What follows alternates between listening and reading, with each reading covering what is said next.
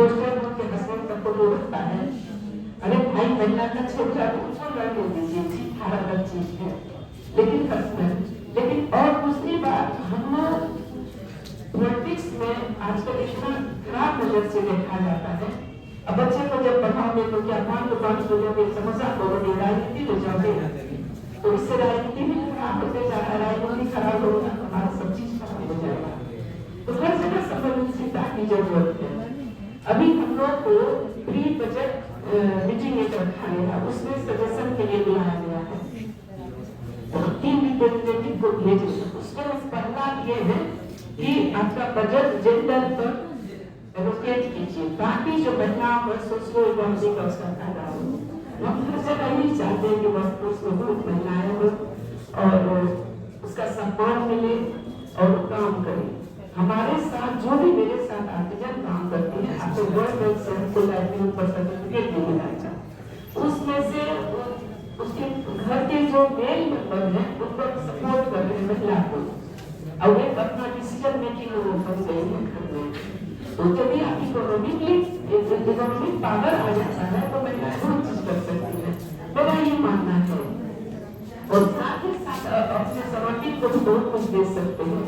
आज हम 30 साल पहले शुरू किए, उस बात हमको बड़ा कभी कभी लगने लगता है कि चलो कुछ तो मेरा जो पार्ट है एक आदमी होने का हम किए, जो हमारे सराउंडिंग में है उसके लिए कुछ करने का।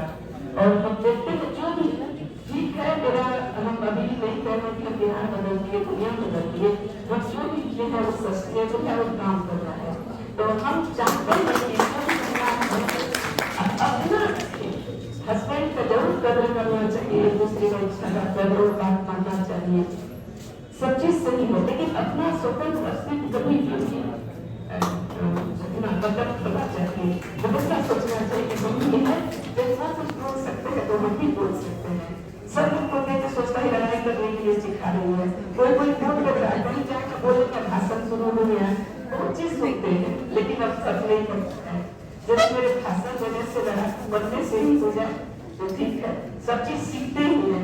मेरी पढ़ने की इच्छा बहुत पढ़ने से थी, बहुत कम उम्र में हम पैरासाइकिल पर जो पढ़ गया था, मुसलमानों पढ़े थे, उसमें पूर्वी पाकिस्तान का बदल थे, उसमें मुसलमानों जो है मेन प्रोटेगनिस्ट है, तो हमेशा देखती है, लड़ते रहती है महिलाओं के अधिकार के लिए, समाज के लिए, जितना भी महिलाओं के लिए अब्यूज होता है उसके लिए। वो बोलती थी भूल मेरे हाथ में बंद हो, मेरे हाथ में तलवार तो खुद बनेगी। तो हम यही देखते हैं कि लड़ाकू ये नहीं कि आप खुद का लड़ते रहे, रोज पर गाली गलौज करते रहे। अधिकार का हमेशा एहसास रहना चाहिए और अधिकार को जानना चाहिए। हर चीज मिला है आपको, भगवान से भी अधिकार मिला है। और द्रौपदी का जो चीरहरण हुआ था, तो जो धर्म का जो द्रौपदी जो सिखाई ये निश्चित भी फेल हो गई थी, तो कहा नहीं है महिलाओं का। अभी देखिए जो अभी बताए सुनीता राय जी बता रही थी, सही बात है, जितना जितना हम प्रोग्रेस करते जा रहे हैं उसका महसूस करते जा रहे हैं। हमारे यहाँ हिंदी मीडियम पर पढ़े नीति शास्त्र पढ़ाया जाता था, नीति जिसको मॉरल साइंस बोलते हैं।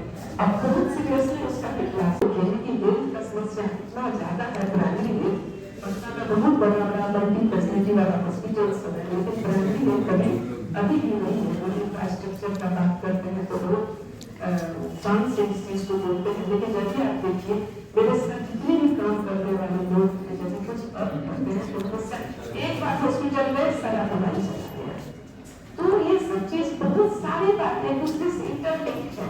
अब जेंडर सेंसिटाइजेशन ये बात बोल रहे हैं, लेकिन सब इंटरलिंक्ड है। ये सब बात कभी ध्यान देने की बात है और प्राइवेट हेल्थ को ठीक करना जरूरी है, क्योंकि महिलाएं का ही हेल्थ देखेगा सबसे ज्यादा हमारा देखते ही खराब होता है। तो जब हम स्वस्थ नहीं रहेंगे तो बच्चे का क्या परवरिश करेंगे और क्या काम करेंगे। ये सब बहुत सारी बातें हैं जिस पर हमें ध्यान देने की आवश्यकता है।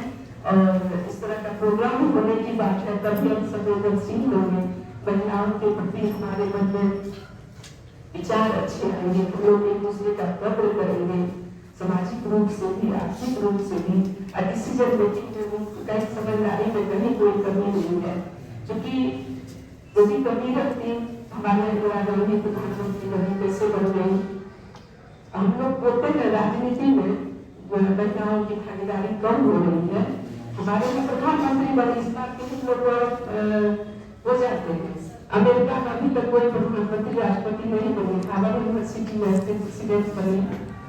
लेकिन एक बात जरूर है, जो उन लोगों को फ्रीडम है राजनीति में भी, चले जो भले ही पोस्ट पर रहेंगे हम लोग से ज्यादा है, वो हमारे यहाँ ये चीज कम है। हम लोग वोट भी करेंगे तो घर के लोग जो बताएंगे उसी में करेंगे, अपना ये नहीं कि वो किस तरह से है क्या है, जो इतना सोचने के लिए समय नहीं दिया। तुम क्या समझोगी, बस इतना डिमोरलाइज हो जाती है तो तुम क्या समझोगी। भाई तुम जितना समझोगे उससे ज्यादा हम समझेंगे, तुम चुप रहो, तुमको खुद समझने दो। ये बहुत जरूरी बात है ये चीज, तो तुम क्या समझोगे। तो इस तरह से करके जो पूर्ण होता है। लेकिन इससे कुछ ये नहीं है कि महिलाएं वंचित होती हैं, हमारा देश समाज राज्य सब वंचित हो जाता है। खाली आधी आबादी की बात करते हैं, आधी आबादी के लिए क्या करते हैं, उसको जब मेन स्ट्रीम में नहीं लाएंगे, वर्क फोर्स में ज्यादा से ज्यादा नहीं लाएंगे, ये गैप को हम लोग नहीं भरेंगे, तब तक हम लोग नहीं विकास कर सकते हैं। और इस चीज को पूरा दुनिया महसूस कर रहा है। और एक हमारा यूनाइटेड नेशन का, उसको हम भी फॉलो करते हैं इस चीज को। तो बहुत समय देने के लिए धन्यवाद लगता है, बोलते बोलते बहुत ज्यादा बोलने लगे। तो अच्छा लगा यहाँ आके, और हमको लगता है कि आप लोग सब जितने पुरुष हैं जाते संवेदनशील होते यहाँ से जाके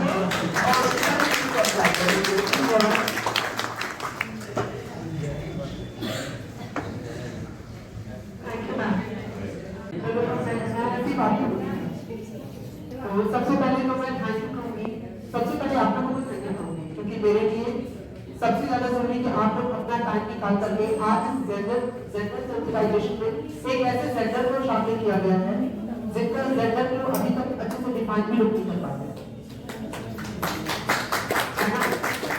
साथ ही साथ मैं मंचा जी जो भी हमारे स्पीकर्स आए उन लोगों को मैं तहे दिल से धन्यवाद करना चाहती हूँ।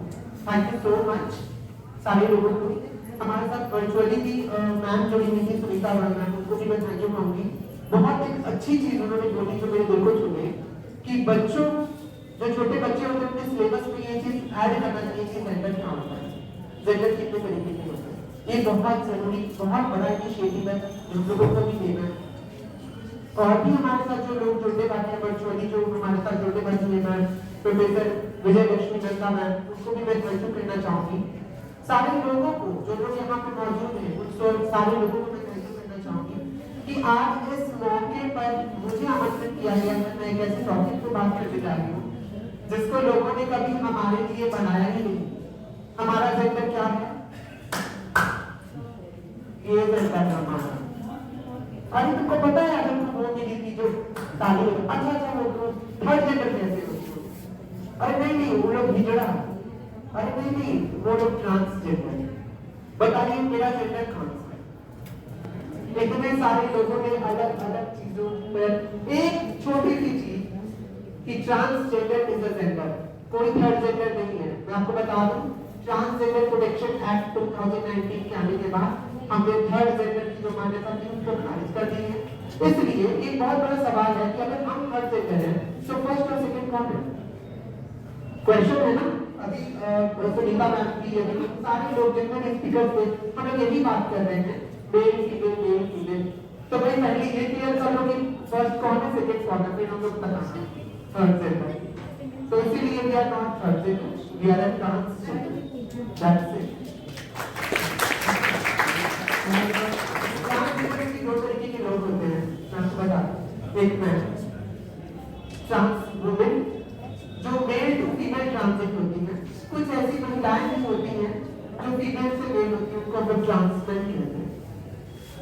वो सारे लोग ट्रांसजेंडर ही हैं, लेकिन जो कैटेगराइजेशन है इसको लोग समझ नहीं पाते हैं, उनको लोग लड़की बोलते हैं। उनके जेंडर को पहले से तय कर दिया जाता है कि हाँ यू आर फीमेल।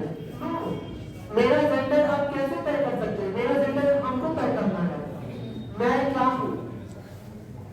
जब मैं पैदा हुई तो समाज में भी मुझे बोला था कि बेटा लड़का ये है, नहीं लड़का है लेकिन आपका बेटा कुछ अलग है, आपका ये तो लड़की की तरह ये हो रहा है, इसका तो फेस लड़की की तरह, इसको ये नहीं है वो। जो हमारा रूल्स एंड रेगुलेशन है ना जो सोसाइटी का, जो जेंडर तय करता है, लड़का हो तो एकदम बियर्ड हो, पूरा मस्कुलर, और लड़की हो तो बाल हो, एकदम फेमिनाइन हो, बॉडी हो, ये सारी चीजें से बियॉन्ड है हमारा जेंडर। अब बहुत सारे ऐसे मेरे मेल फ्रेंड हैं जिनको वर्ड नहीं आता है, जो लोग बिल्कुल फेमिनाइन उनका बॉडी है, but they are male, I know very well.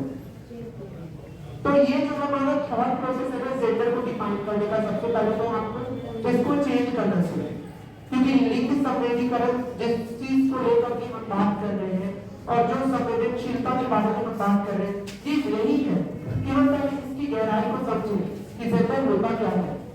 ये कोई अवार्ड नहीं है कि हाँ भाई मैं मेल हूँ, मैं लड़का पैदा हुआ हूँ तो मैं राजा की लाला, घर का बेटा, नैन का तारा, बुढ़ापे का सहारा, अब बेटी है बेचारी पढ़ाई पर लक्ष्मी, ये दूसरे का जाना है, ये सब क्यों है? बस इसीलिए ये सारी चीजें, क्योंकि हम लोग जेंडर को गलत तरीके से परिभाषित किए हुए हैं।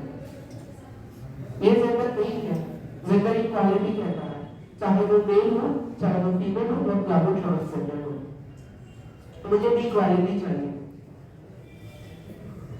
आज इस मौके पर बहुत सारे लोगों ने अपना खुद का एक्सपीरियंस शेयर किया। मैं बहुत ही गौर से सुन रही थी और मतलब ये सोच रही थी कि मैं कितनी ब्लेस्ड हूँ कि आज इतने बड़े बड़े गणमान्य लोगों के बीच मुझे मौका मिला अपनी बात करने का। तो एक बार फिर से थैंक यू पार्लियामेंट उसके लिए, और सभी ने अपने बातों को शेयर किया। लेकिन मेरे पास बहुत सारी चीजें शेयर करने की, मैं शेयर कुछ नहीं करना चाहती हूँ, बस मैं एक रिक्वेस्ट करना चाहती हूँ कि अगर हमें जेंडर की इस बैरियर को, जो डिस्क्रिमिनेशन जेंडर बेस हो रहा है या जो जेंडर को लेकर के समस्याएं पैदा होती है, जो भेदभाव पैदा होते हैं, अगर हमको इसको कम करना है तो हमको इसके बारे में चिंतन करना होगा। हमें अपना लाइफस्टाइल चेंज करना होगा, हमें अपनी बच्चों की अपब्रिंगिंग चेंज करनी होगी। बचपन से ही भाई बहन में लड़ाई होता है, हम अक्सर बोलते हैं छोटे बेटा बहन है मत मारो, अगर बहन मार खा रही है तो क्या किया, भाई ही है तो तुम्हारा भाई है, मारेगा तो क्या होगा, अरे बच्चा भाई वो मार खाने की आदत बेचारी छोटी बच्ची को ऐसा पड़ जाता है कि जब ससुराल जाती है तो पहले सास मारती है, उससे भी बचा तो हस्बैंड मार रहा है, उससे भी बचा तो अगर कोई मतलब की ननद है तो वो आगे के तड़का डाल रही है कि भैया ये तो वैसे, भैया तो वो वैसे। हाँ, तो हम एक बार का रूप होते हैं और कहते हैं कि सृष्टि की उत्पत्ति इसी से हुई है क्योंकि वो महिलाएं खड़ी है, उसी से सृष्टि की उत्पत्ति हुई है। मैं ये कभी नहीं भेदभाव करें कि पुरुषों की प्राथमिकता समाज में नहीं है, बिल्कुल है। मैं एक ही बात जानती हूँ कि शिव शक्ति है, इसलिए हम अर्धनारीश्वर, अगर शिव शक्ति नहीं होते तो शायद हम नहीं होते। मेरा कभी भी कोई भी इंटेंशन ये नहीं है कि मैं पुरुष समाज या पुरुष जो लोग हैं उन लोगों को मैं नजरअंदाज करने और महिलाओं को मैं यहाँ बिठा रही हूँ, नहीं, हम यहाँ हैं तीनों को, पुरुष, स्त्री और ट्रांसजेंडर, क्योंकि ये आपको बदलना होगा, हमें इक्वालिटी आपको लेना होगा।